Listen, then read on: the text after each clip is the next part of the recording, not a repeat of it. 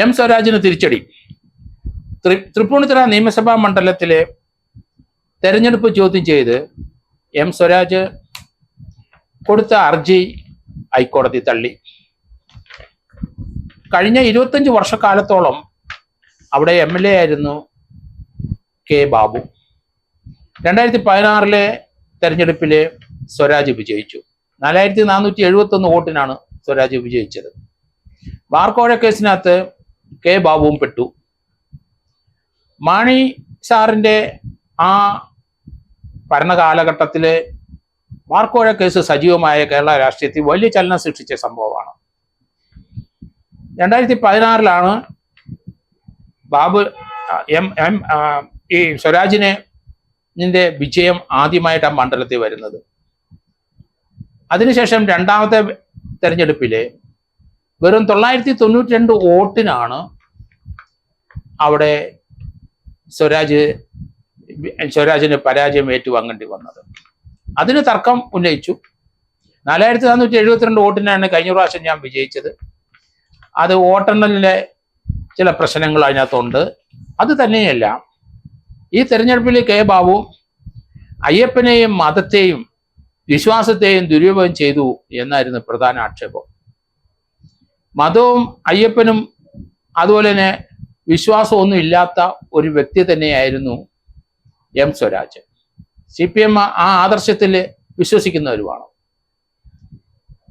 അങ്ങനെ ദുരുപയോഗം ചെയ്ത മതത്തെയും വിശ്വാസത്തെയും അയ്യപ്പനെയൊക്കെ ദുരുപയോഗം ചെയ്തിട്ടാണ് അവിടെ ബാബു വിജയിച്ചത് എന്നായിരുന്നു ആക്ഷേപം. ഏതായാലും ഹൈക്കോടതി അത് ശക്തമായിട്ട് പരിശോധിച്ചു. സുപ്രീം കോടതിയിൽ ഈ കേസ് നിലനിൽക്കില്ല എന്ന് പറഞ്ഞ് ബാബു സുപ്രീം കോടതി സ്വരാജിന്റെ അന്യായം തള്ളണമെന്ന് പറഞ്ഞ് സുപ്രീം കോടതി പോയി. സുപ്രീം കോടതി അത് പരിഗണിച്ചില്ല. പകരം ഹൈക്കോടതിയുടെ അവിടുത്തെ ആ ഹർജി അത് പരിഗണിക്കട്ടെ, അതനുസരിച്ച് തീരുമാനം എടുത്താൽ മതി എന്ന് സുപ്രീം കോടതി അന്ന് വിധിയുണ്ടായി. അതിനുശേഷം കോടതിയിലെ പല ദിവസങ്ങളും ഈ കേസിന്റെ വിധി പ്രതീക്ഷിച്ച് പലരും ഇരുന്നു. എന്നാൽ ഇന്ന് കോടതിയിൽ ആ വിധി വന്നിരിക്കുന്നു. ആ 932 വോട്ടിന്റെ നേരിയ ഭൂരിപക്ഷത്തിലാണ് കെ ബാബു വിജയിച്ചത് എങ്കിലും ആ 992 വോട്ട് മറിയാൻ കാരണം മതത്തെയും വിശ്വാസത്തെയും തെരഞ്ഞു പിടിച്ചതുകൊണ്ടാണ് എന്നായിരുന്നു സ്വരാജിന്റെ വാദഗതി.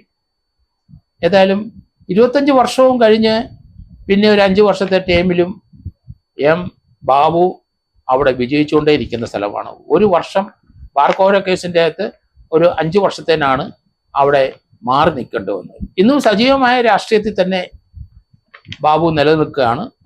അദ്ദേഹത്തിൻ്റെ ആ വിജയം 992 വോട്ടാണെങ്കിലും ബാർക്കോഴ കേസിന് ശേഷമുള്ള തെരഞ്ഞെടുപ്പായിരുന്നെങ്കിലും അതിശക്തമായ പൊതുപ്രവർത്തനം നടത്തുന്ന വ്യക്തിയാണ് കെ ബാബു. അതുകൊണ്ട് അവിടുത്തെ ജനങ്ങൾ അദ്ദേഹത്തിനെ തള്ളിയില്ല. ഹൈക്കോടതിയും ആ ഒരു കാഴ്ചപ്പാടിലേക്ക് വന്നിരിക്കുന്നു. മതത്തെയും അതുപോലെ വിശ്വാസത്തെയും അയ്യപ്പനെയും ഒന്നും ദുരുപയോഗം ചെയ്തിട്ടില്ല എന്നുള്ള നിഗമനം തന്നെയാണ് ഹൈക്കോടതി ഭാഗത്തുണ്ടായത്. എന്തായാലും എം സ്വരാജിനും CPM വലിയ തിരിച്ചടിയാണ് ഈ ഹൈക്കോടതി വിധി.